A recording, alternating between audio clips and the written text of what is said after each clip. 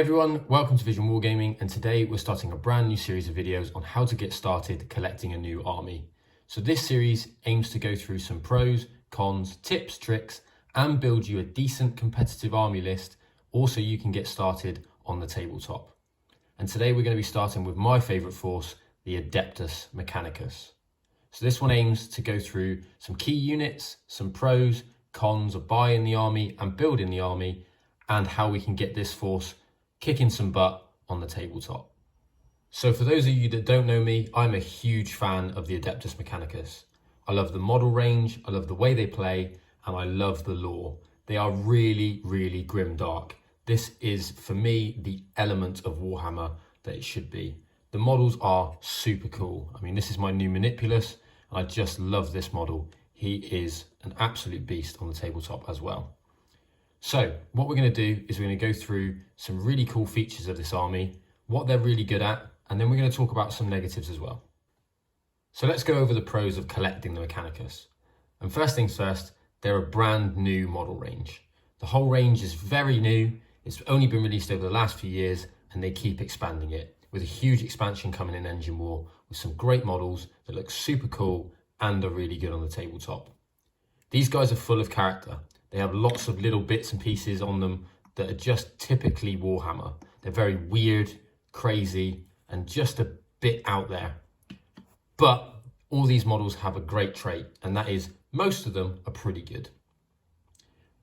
They add a lot to this army's theme and their ability to pump out a lot of firepower. The Mechanicus specialise in big guns that do big damage, and at the moment they are considered one of the best armies in 40k from a competitive point of view. So if you are looking to get into tournaments, the Adeptus Mechanicus are a good place to start. The second pro for collecting the Mechanicus is they have a very adaptive codex. This codex, along with Engine War, has meant that the army fulfills every role.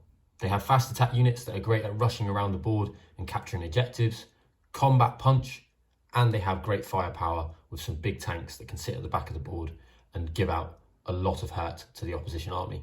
So that's a great thing. They also have some fantastic characters, such as Belisarius Call and the Tech Priest Manipulus here. These guys are fantastic buffing models, and they give your army that extra kick to get you over the line.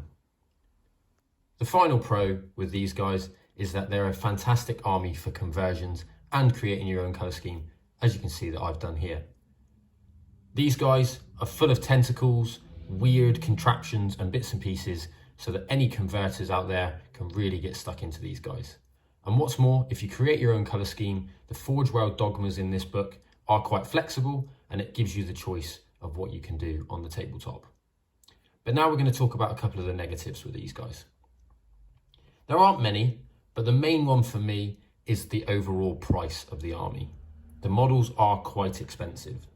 For certain builds, you are looking at £500 to £600 for a full 2,000 point tournament based army, which is very, very expensive, bearing in mind that I've just bought a Grey Knights force for a lot less.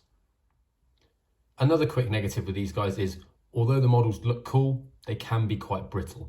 Because they've got lots of bits sticking out, like antenna and tentacles, they can easily snap off during transport or during play. And I've broken many of these guys during any game. But if you look after them properly, they will pay you back on the tabletop. Next up, we're going to talk about some of the key units for the Adeptus Mechanicus. Who are the strong, who are the weak, and which ones could see a little buff in the future. So the first model I want to talk about is Belisarius Core himself. He's an absolute beast on the tabletop, a great buffing character, and somebody I recommend everybody purchase. One, because the model is amazing, and two, as I said, he is brilliant on the tabletop. The ability to re-roll all shots is fantastic. He also comes along with Mars, one of the best Forge Worlds out there for their dogma, and they've got some very powerful stratagems and a great new canticle. The next key HQ unit I want to talk about is the Tech Priest Manipulus. He's a newer model, but he is a brilliant buffing character with the ability to add some extra range or some extra punch for nearby allies. I highly recommend this guy. He's a really cool kit and a very cool model. Next, we have the troops choices, and you have the Skitarii Rangers, the Skitarii Vanguard, and then there's two versions of the Cataphrons, the Breachers and the Destroyers. This is the Destroyer here. These guys are very good. I have to admit, I'm a bigger fan of the Cataphrons, even though they are more points expensive, but they are very tough to kill and they kick out a lot of firepower. However, for some quick troops just to grab some objectives, the Vanguard and the Rangers are very interesting too. In the elite section, we have the Electro Priests. We've got two versions, a combat version in the Fulgurites and a shooting version in the Corpus Scari. They're both very key at the moment, especially with the new changes to 8th edition, and they are very interesting.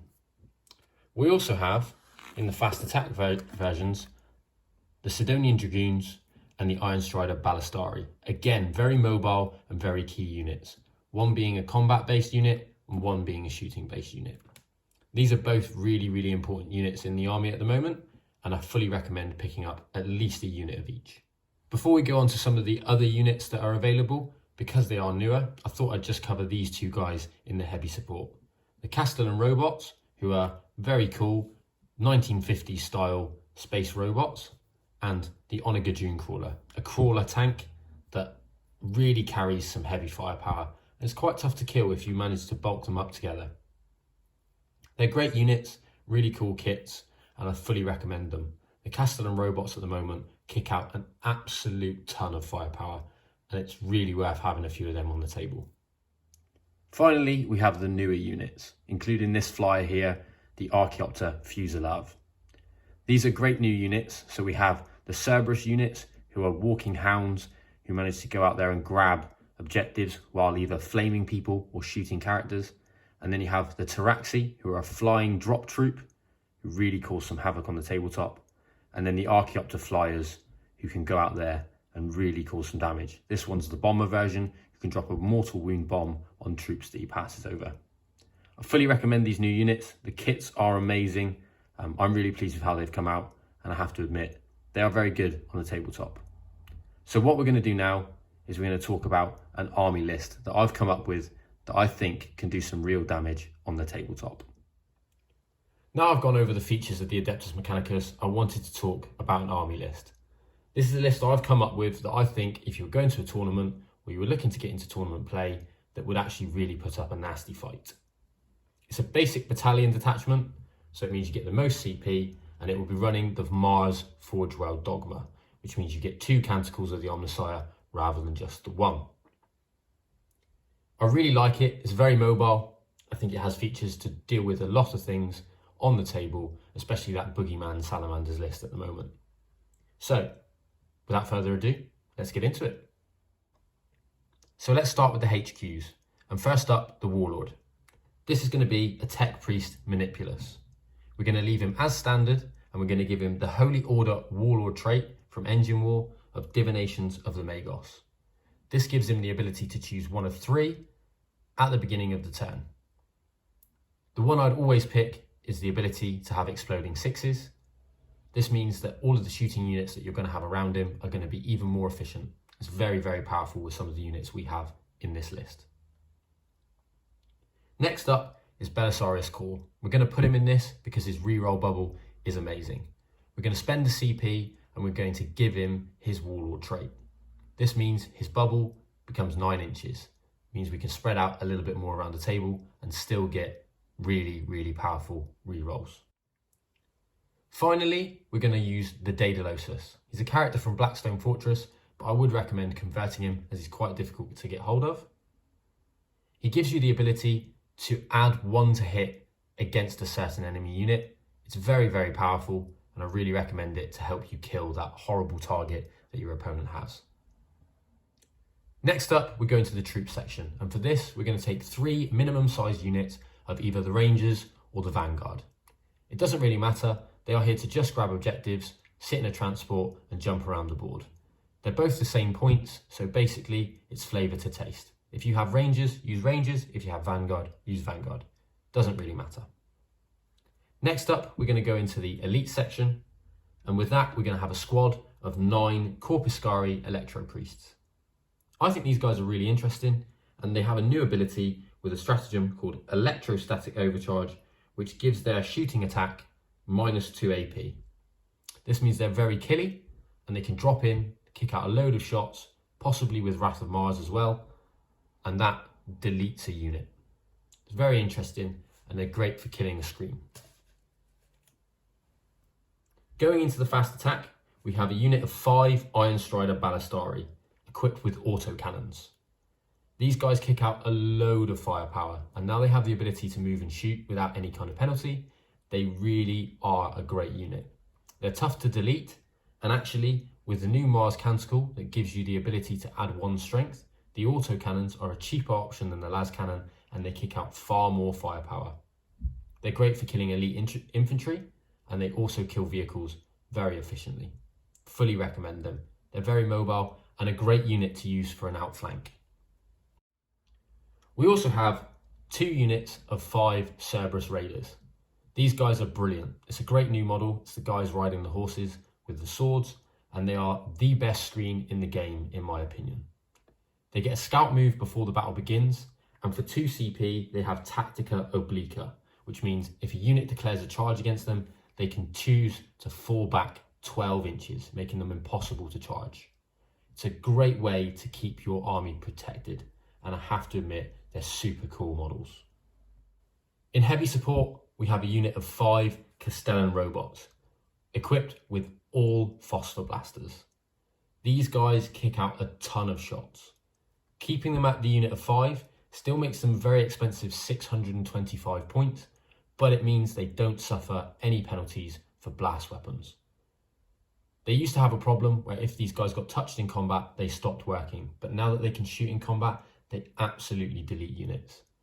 These guys can put out so many shots, and with stratagems like Wrath of Mars and the Daedalosus to give them a +1 to hit and Call to reroll, they're an absolutely fantastic unit, and they will delete anything they see, be it a knight, a vehicle, or a unit of troops. I fully recommend them. They're an expensive unit, but I think they're very good, and they're very, very resilient. The final piece of this list is 3 dedicated transport Scorpius Dune Riders. These guys are to carry your troops, possibly your Corpuscari Electro Priests, but you could deep strike them in.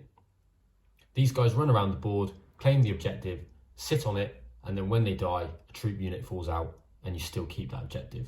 Fully recommend them. They're quite tough to kill, they bomb around, very quick, and a very efficient transport. They've gone up a few points, but they're still very good in my opinion. So let's talk the strategy with this list and why I think it's really, really good. First of all, you have some absolutely fantastic shooting, which is very reliable, and with certain stratagems, it's very, very powerful. Also with Core giving the rerolls that he does, it does mean that it's very, very reliable. You're always going to have a lot of hits and a lot of wounds going through. Secondly, Core gives the ability to change your canticles. This means that you're very likely when rolling your canticles to get Shroud Song, which gives you the ability to have cover on all of your units. And you're also going to be able to get the Mars specific stratagem, which gives you the ability to add 1 strength to your heavy weapons. This means that your heavy weapons are really going to be very powerful, and that's why we've built heavy phosphor blasters into the robots and autocannons onto the Iron Striders. The aim of this army is to march into the middle of the board with the character support backed up by the robots, who are very tough to kill, and the mobile Iron Striders, and just wither lots of firepower, while the 3 Dune Riders just bomb around the board, capture objectives, and hold place. It's a very simple technique, it's a very simple tactic, but it's very reliable, and these guys are going to kill anything they look at. I've had that unit of 5 robots destroy 2 tanks in 1 turn, just by spreading the fire out. It's very powerful. Stratagems you need to look at are Tactica Obliqua, Electrostatic Overcharge, Wrath of Mars, and there are a couple of other little stratagems which help you boost your repair rolls when looking after your troops. So that's basically it. I think that list is very, very interesting. I think it would do very well at a tournament, and I have to say, I would love to give it a try, but I don't actually own all the models. But if you do decide to go for that army, let me know how it goes. Take it to a tournament or take it to your local friendly game store. Do let them know that it's going to be a very tough list, and see how it does. I'd love to hear. So that's the Adeptus Mechanicus. I think they're a great army. Like I said earlier, they're one of my favourites, and I absolutely love playing them on the tabletop. I can't wait to see what they can do for the rest of 9th edition. If you have enjoyed this video, please comment below with any thoughts or feedback. It'd be greatly appreciated. I'm really trying to improve these videos as well and see what we can do for the next army focus video. If you could please like and subscribe to the channel, that would be amazing. And any feedback, please drop below into the comment section. Also, add any comments below if you think that would help any other collectors of AdMech.